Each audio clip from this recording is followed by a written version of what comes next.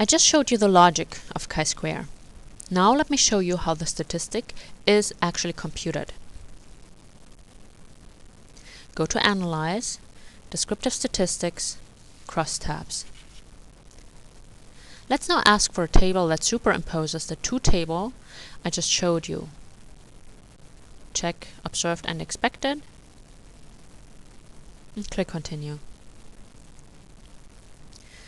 Now let's go back out by clicking Continue and then go into the Statistics box. And here you select chi-square. Click Continue. And then OK. The table containing both the observed and the expected count is here. The table containing the chi-square statistic is below. As you can see, if you choose from among these statistics the Pearson chi-square, you get a value of 6.6, which is significant at the 0.010 level. This chi-square indicates that there is indeed a relationship between sex and football in the Virginia population.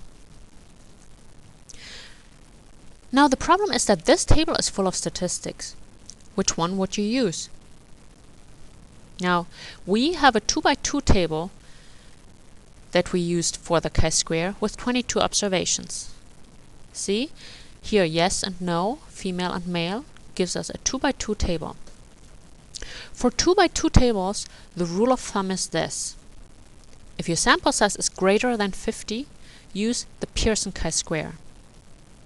If your sample size is between 20 and 50, use the Yates correction for continuity instead. It is a conservative correction of the Pearson chi-square. If your sample is less than 20, use the Fisher's exact test. So, because our sample size is only 22, we should use the Yates correction, not the uncorrected Pearson chi-square. In our case, this means that our test is significant at the 0.032 level, not at the 0.010 level.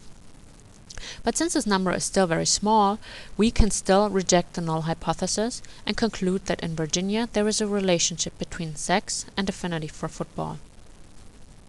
Obviously, it's always better to have a larger sample size. Now, what to do when you have a larger table, one that's larger than 2x2? The variables we used in this example had two categories each. Sex had male and female, football had yes and no, so this gave us a 2x2 table. Sometimes, however, you deal with variables that have more than two categories, and then the table becomes larger than 2x2. If you're dealing with tables that are larger than 2x2, and you have cells with an expected count less than 5, you should not use the chi-square statistic, unless you can collapse cells and thus push up the expected count for each cell. Okay, here you can see the expected count. This is important. Now, in cases like that, the best idea might just be to increase sample size so you don't run into these problems. Now, in addition to obtaining the chi-square statistic, which tells you whether a relationship between variables is significant, you may want to find out more about the direction and the strength of the relationship.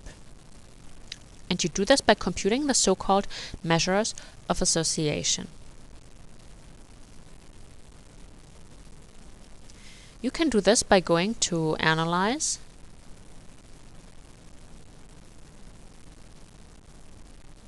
Descriptive Statistics, and Crosstabs, and click on the Statistics button. And here you see you can choose from among a number of measures of association. As you see here, there are some measures for nominal data, others for ordinal data. In choosing a measure of association, there are a number of questions to consider because every measure of association differs from the other. So, for instance, the questions are, does the measure indicate the direction of a relationship by taking on negative and positive values? Does the measure work only for a 2x2 table or for one that is larger? is the measure symmetric or asymmetric? When the measure is asymmetric, it takes on different values depending on which of your two variables you specify as dependent and which one you specify as independent. And this is the case for lambda, as you can see, the one that you can see here. So there are a number of issues to consider. SPSS can give you some help with that. Click on the Help button and you get a list of statistics. Let's scroll down here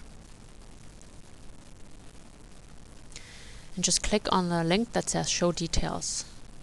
And there you get the description of the contingency coefficient, of phi, lambda, and so forth.